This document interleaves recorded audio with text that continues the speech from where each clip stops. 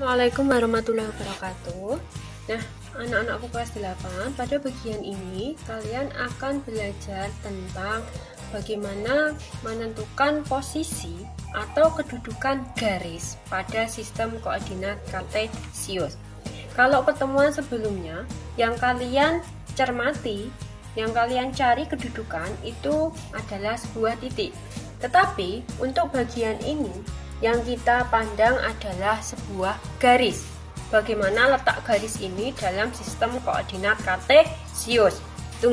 Nah, untuk kasus 1, pada kasus pertama ini saya berikan sebuah garis 1, gitu nggih. Saya beri nama garisnya itu adalah G1. Di sini ada sebuah garis G1 ya.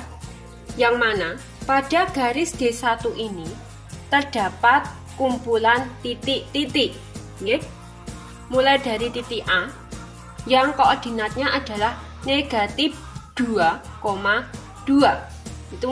kemudian titik B yang koordinatnya adalah 0,2, kemudian titik C yang koordinatnya adalah 3,2, dan yang terakhir adalah titik D yang koordinatnya 6,2.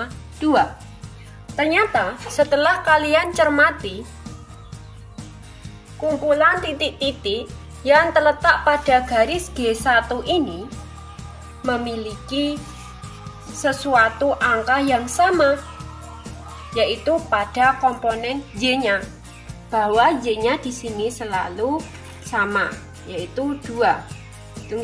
Karena Y-nya itu selalu sama, berarti garis G1 ini bisa kita tuliskan sebagai garis Y sama dengan 2, karena komponen Y-nya selalu sama. Jadi semua titik yang terletak di garis G1 ini untuk komponen Y-nya itu selalu 2. Kita ambil titik yang kelima, nggih. Misal titik yang kelimanya itu adalah titik E. Nggih. Ternyata koordinat titik E ini terletak di 5,2. Berarti untuk komponen Y-nya itu juga 2, karena titik E ini terletak di garis Y sama dengan 2. Jadi garis G1 ini kita bisa tuliskan sebagai garis Y sama dengan 2. Lalu bagaimana posisi garis G1 ini atau garis Y sama dengan 2 ini pada sistem koordinat kartesius? Untuk yang pertama, silakan dibandingkan garis G1 ini dengan sumbu E. Apakah sejajar atau saling berpotongan tegak lurus? Yap, garis G1 ini dengan sumbu E ternyata sejajar. Artinya garis G1 atau garis Y sama dengan 2 ini sejajar dengan sumbu E, Lalu bagaimana kedudukan garis G1 ini terhadap sumbu Y? Garis G1 terhadap sumbu Y apakah sejajar atau berpotongan tegak lurus? Ternyata garis G1 ini dengan sumbu Y ini berpotongan tegak lurus, sehingga bisa kita tuliskan bahwa garis Y sama dengan 2 berpotongan tegak lurus dengan sumbu Y. Jadi kesimpulannya, ketika ada suatu garis yang dinyatakan dengan Y sama dengan titik-titik, berarti garis ini sejajar dengan sumbu E dan tegak lurus dengan sumbu Y. Cirinya adalah untuk komponen Y-nya itu selalu sama. Sekarang kita beranjak pada kasus yang kedua. Nah, untuk kasus yang kedua ini saya berikan sebuah garis yang dinamakan dengan garis G2. Nah, silahkan dicermati garis G2 berikut ini. Ternyata pada garis G2 ini terdapat kumpulan titik-titik. Dimulai dari titik A yang koordinatnya adalah negatif 2 Itu nggih. Kemudian titik B yang koordinatnya negatif 2,2. Kemudian titik C yang koordinatnya negatif 2,0. Dan yang terakhir adalah titik D yang koordinatnya negatif 2, negatif 1. Ternyata setelah dicermati secara seksama, dari 4 buah titik yang terletak pada garis G2 memiliki komponen yang sama, yaitu komponen X.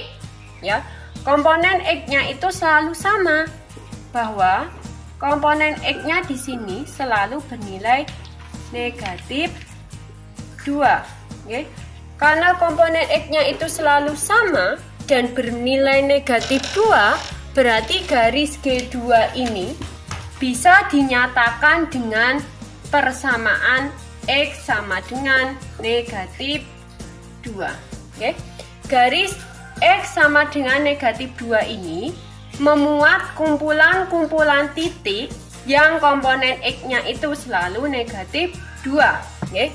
Kita ambil contoh titik yang ke-5. Itu nggih, misal saya memiliki suatu titik yang kelima, yaitu titik E. Ternyata titik E ini memiliki koordinat negatif 2,3. X-nya sama dengan negatif 2 karena terletak pada garis X sama dengan negatif 2. Itu nggih. Jadi untuk garis G2 ini atau garis X sama dengan negatif 2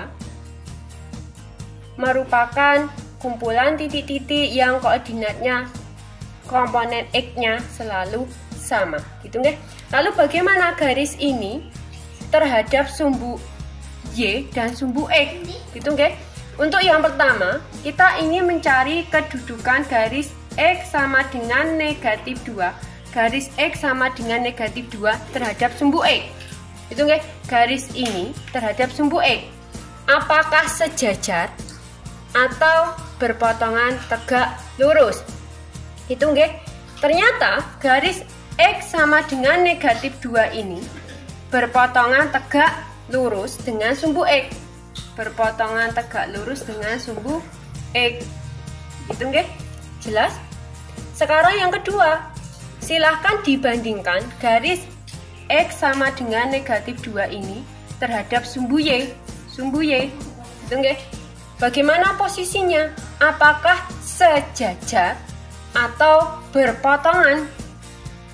Yap, ternyata garis ini terhadap sumbu Y sejajar.